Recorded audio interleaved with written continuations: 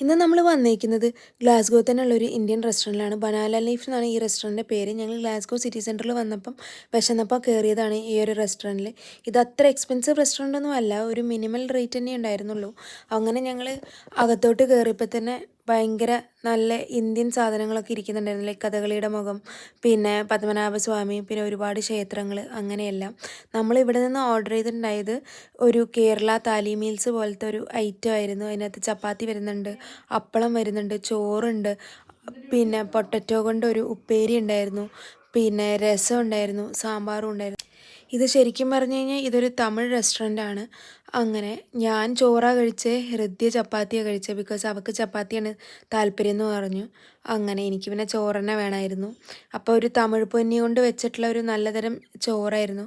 എനിക്ക് ഭയങ്കര ഇഷ്ടമായിട്ടുണ്ടായിരുന്നു ആ ഒരു ചോറ്. പിന്നെ അപ്പളമൊക്കെ കൂട്ടി കഴിച്ചു. ഇതിൻ്റെ റേറ്റ് വരുന്നത് 12.5 പൗണ്ട്സാണ്.